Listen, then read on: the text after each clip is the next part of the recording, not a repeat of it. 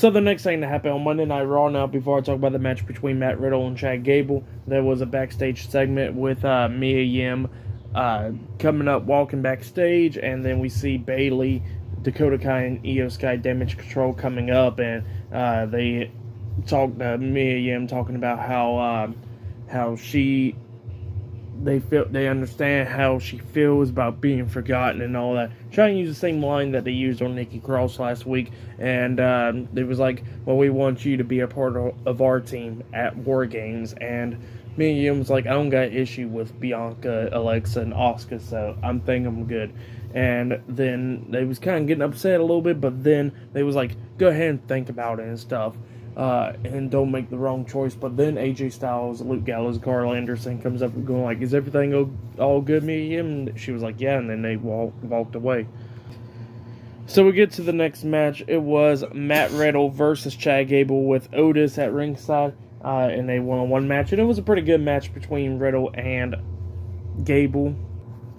But yeah, it was going back and forth and everything. We see Otis keep on interfering a few times, or distracting Matt Riddle. Like, Riddle was on the top turnbuckle at one point. Gable comes up hitting a German suplex onto him off the top turnbuckle, which was pretty nice. And like I said, it was a back and forth match. Riddle almost won a few times. Gable almost won a few times. At one point, we see Riddle actually pull out the Fisherman Buster onto Chad Gable in this match. But then at one point, we see Riddle hit the powerbomb, flipped him over, and hits a knee to the face onto him, almost getting a 3 count, but Gable barely kicking out at 2.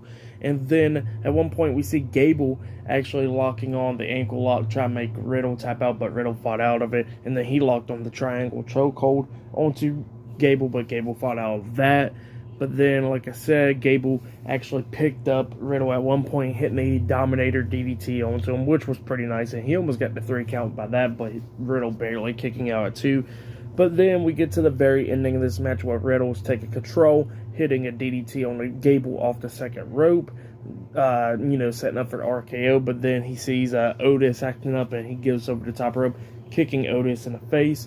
And then Gable grabs Riddle, trying to hit that German suplex, but Riddle lands on his feet after doing the backflip.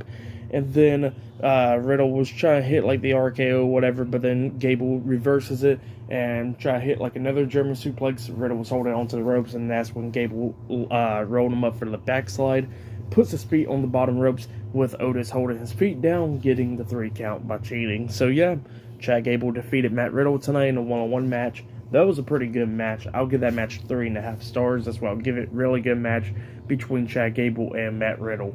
But yeah, that's what happened right there.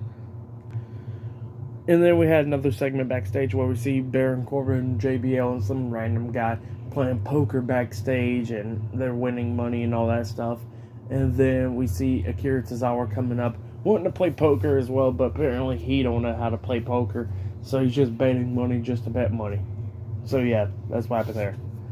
But yep, up next we're going to be seeing The Miz hosting Miz TV up next on Raw. So yeah, see you guys later. Until then.